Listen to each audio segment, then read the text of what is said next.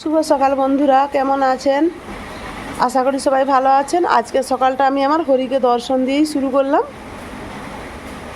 আর সকাল থেকে বৃষ্টি হচ্ছে, দেখুন না, ঝিরঝির করে বৃষ্টি পড়তেই আছে। আর এই দেখুন, এই নাকচাপা ফুলটা কি সুন্দর হয়েছে, পাশের বাড়ির দিদিদের থকা থকা হয়ে নাকচাপা ফুলটা ফুটেছে।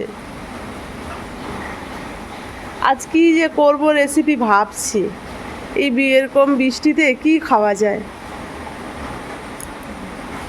দেখা যাক, দিদিমণির সঙ্গে আলোচনা করি, তারপর রান্না বান্না হবে। আর এদিকে আর একটা জিনিস দেখুন, আমাদের ঘরে কাঁঠিলা কলার কাঁদিটা কত বড় হয়েছে। এই যে অনেক বড় কাঁঠিলা কলার কাঁদি, ও আজ সকালে দড়ি দিয়ে বাঁধলো। অনেক বড় কাঁদি পড়েছে তো, গাছ ভার নিতে পারবে না, সেই জন্য ও দড়ি দিয়ে বেঁধে দিল যাতে না ভেঙে পড়ে যায়। চলুন, আমি এখন দোতলাতে আছি, নিচেকে যাই। আর বর্ষাকাল হলে তো কাজও কম থাকে, সেরকম কাজ বাজও নেই, চা খাওয়া হয়ে গেছে। এদিকে পণ্ডিতের ছুটি হয়ে গেছে, আজ টুসি রানী পড়তে আসেনি, আজ কৃষ্ণা রানী পড়তে আসছে। দিদিমণি ছাড়তে যাচ্ছে। গান একটু করে না, কি সুন্দর সে বর্ষা দিনের গানটা।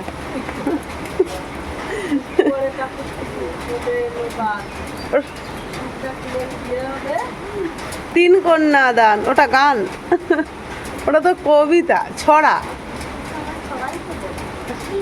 যাও যাও, এই তাড়াতাড়ি আসো, ছেড়ে দিয়ে।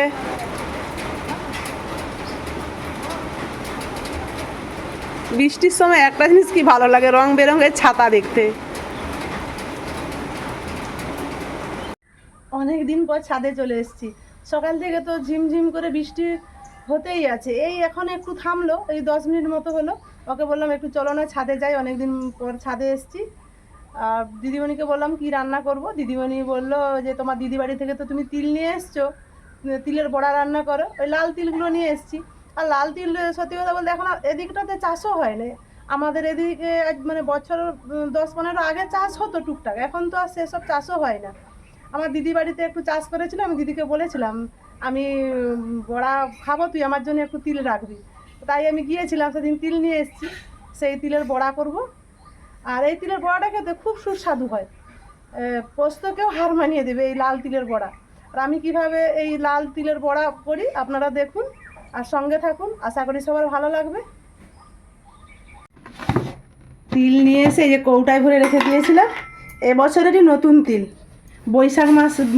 জ্যৈষ্ঠ মাসে তিলটা কেটেছে। জামাই ষষ্ঠীর সময় গিয়েছিলাম, তখন মেজদি কিছুতেই থাকলো না, যেই দিন যায় সেই দিনই চলে আসলো, বলে না আমার মাঠে তিল আছে, তিল কাটতে হবে। দারুণ খেতে লাগে এই তিলের বড়া।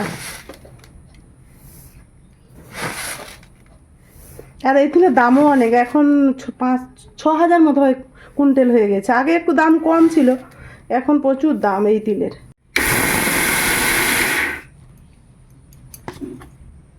আরেকবার ঘোরাতে হবে।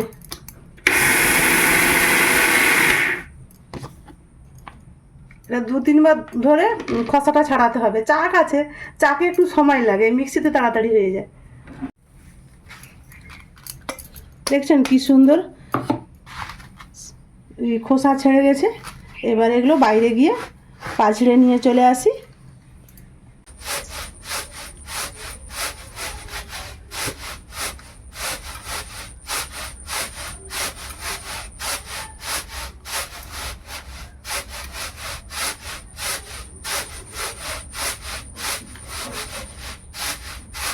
দিদিমণি খুব সুন্দর বাঁধাতে পারে, আমি ভালো পারি না। আবার ডেলতে হবে, ডেলে ডেলে নিতে হবে।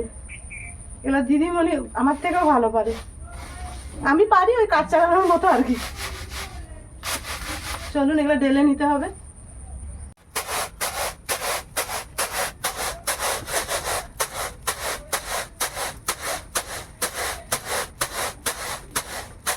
দেখছেন কেমন কালোগুলো এদিকে চলে আসছে, যেগুলো খসা ছাড়ছে সেইগুলো সামনে চলে গেছে।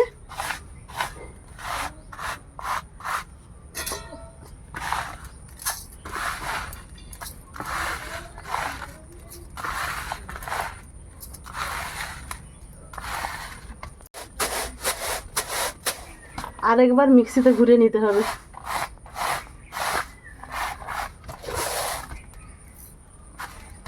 এইগুলো আরেকবার মিক্সিতে ঘুরিয়ে নেই। সব তিলগুলো ভালোভাবে ছাড়িয়ে নিয়েছি। এইবারে ভালো করে ধুতে হবে, যেন বালি থাকে তিলে। 4-5 বার জল দিয়ে ধুয়ে কীভাবে আমি এবার তিলগুলোকে ছাঁকবো সেটাও আপনাদের সঙ্গে শেয়ার করব, না হয় বালি লাগলে আর খাওয়াই যাবে না। দেখছেন তিলের কালোগুলো কেমন ভেসে গেছে।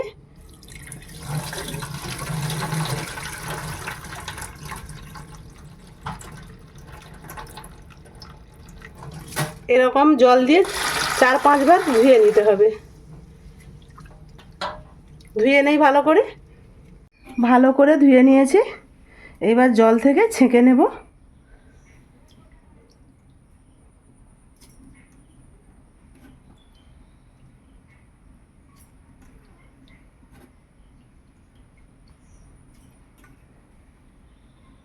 এরকম করে জল থেকে ছেঁকে নিলে বালিগুলো নিচে থেকে যাবে, ছোট ছোট যদি বালি থেকে থাকে।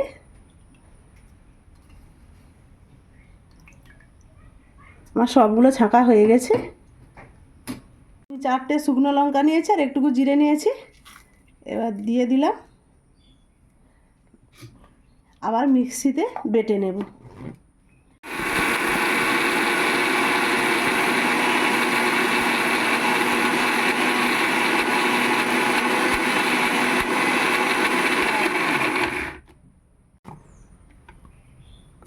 খুব সুন্দর বাটা হয়ে গেছে এবং মিহি হয়ে বাটা হয়ে গেছে।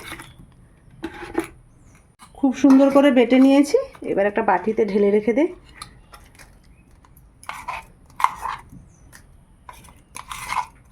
হাত লাগাতে হবে, নাহলে পরিষ্কার করা যাবে না।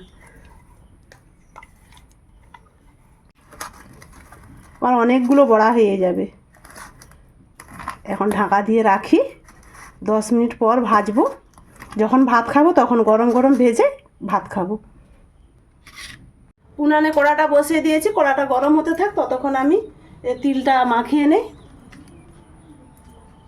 তিলে হলুদ দিলাম, পরিমাণ মতো লবণ,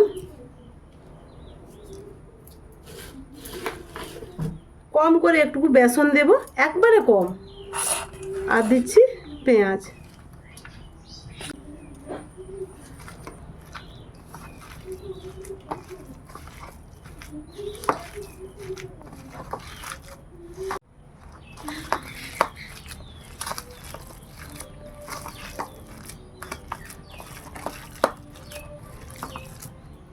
খুব সুন্দর করে মাখিয়ে নিয়েছি। কড়াটাও গরম হয়ে গেছে।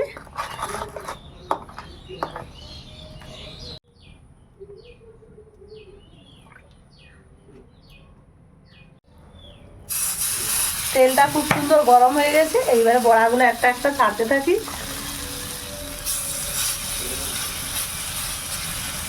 আর এই বড়া বেশি আঁচ দিয়ে ভাজা যাবে না, জ্বালানি দিয়ে, তবে উপরটা পুড়ে যাবে, ভিতরটা কাঁচা রয়ে যাবে। সিম আঁচে ভাজতে হবে।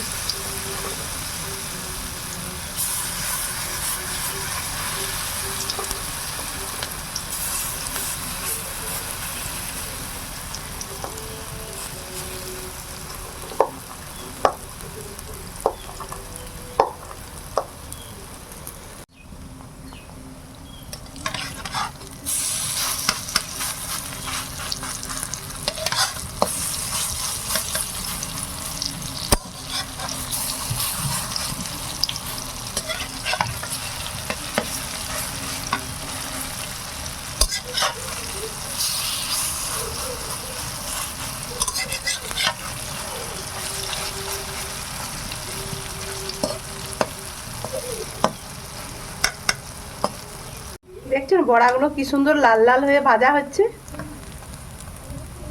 গরম ভাতের সঙ্গে জাস্ট জমে যাবে। একবারে সিম আঁচে ভাজছি, বেশি আঁচ হলেই পুড়ে যাবে।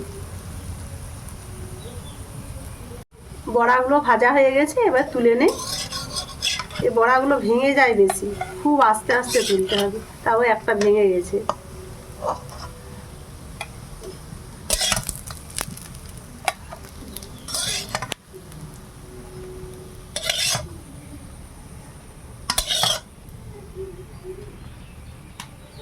এগুলোও ঠিক এরকম করে ভেজে নেব।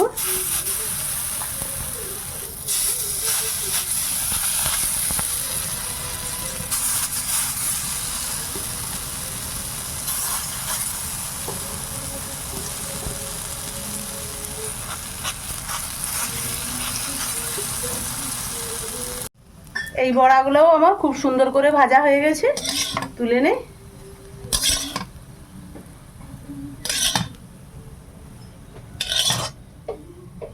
চলুন এবার গরম গরম ভাতের সঙ্গে খাওয়া যাক।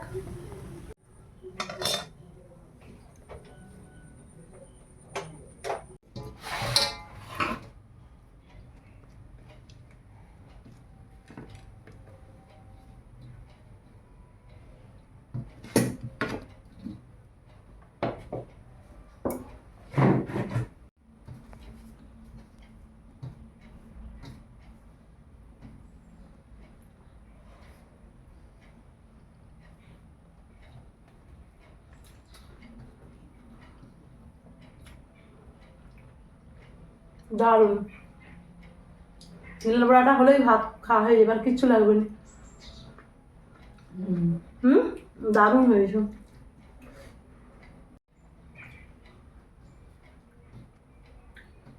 দারুণ দারুণ বন্ধুরা, এভাবে একবার বানিয়ে দেখবেন, খেতে দারুণ লাগে।